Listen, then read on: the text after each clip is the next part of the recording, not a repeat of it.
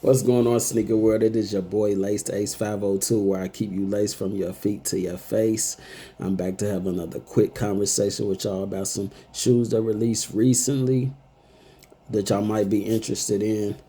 I have the patent leather Bred 1, patent Bred 1 with the box that mimics the exterior shell of these shiny shoes. And they come with the extra red spare laces. You know, it's just another iteration of the Bred colorway, which can crease pretty easy and can scuff pretty easy. They're not a shoe that you would really want to beat down, beat up, or turn into beaters. But the fast creasing will make them look like beaters early. I had got, I don't know if I would call it early access.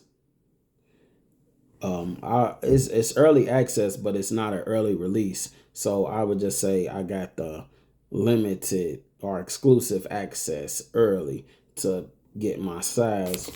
And so just to run this down real quick, a week before I had early access for the a previous Jordan 1, the Jordan 1 Craft. They were like a Bordeaux, the colors of the Bordeaux with the green, the maroon, the reflective silver and all that. And I reserved them, but I ended up working too late, so I couldn't go grab them. But then I realized that I could have went and grabbed them because I was thinking I had to go to JD Sports, which is way further away. I was just more in a time crunch. I could have got them from a finish line that was closer to me, because when I look back at my reservation, it said they were reserved for me at finish line, even though I did it on the JD Sports app. Now, every shoe after that, I've reserved on the finish line app, so I don't have to go far. But for some reason, I hit that on the JD, but it still had me allow me to pick them up from finish line. But anyway, back to the story, I didn't pick those up, so I didn't get the rewards points, but I used my reward points. And after I used those, it was 1,500. So that put me under what they said the limit was, what they say the limit is to get access on another pair of shoes. So I didn't think I would hit these at all, but they still gave me the early access. So I used the 2,000 points. Even though I didn't re-up on points with from the crafts, I still was able to get these. So then today, I got early access to the Court Purple 13s that's coming out.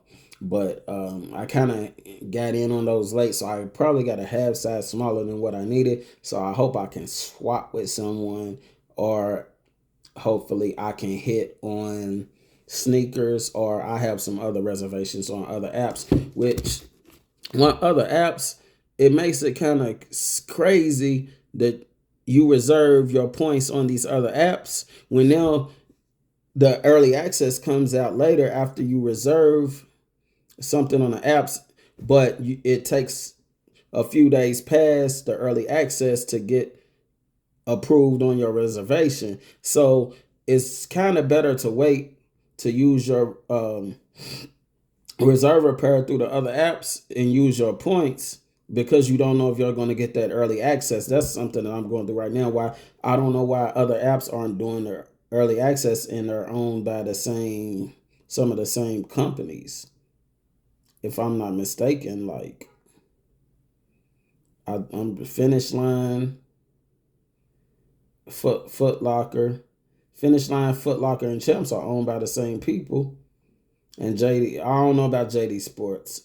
I don't think JD Sports is, but it's funny. Correct me if I'm wrong about the JD Sports, but why would Finish Line do it and Foot Locker are still going by the reservation points? So if you end up not hitting, you waste those points, but you already have early access before you can go in, and you can't get those back. But I don't know if it's going to be fixed, but That's something I just thought of today because I got those 13s in a smaller size. Now I can, um, well, I already used my early access.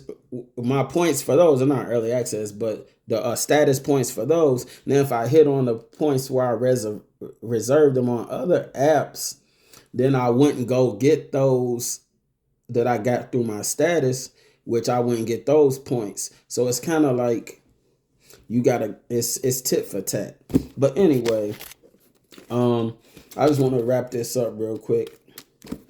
They do have family stitched on the interior,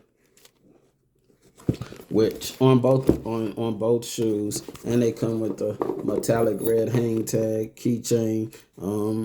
I don't know if this is pure red all the way through or if it's a coating where it'll scratch off like most of the metallic stuff is. And as I look on the back, it is a little nick, and I see it is like a silver up under there.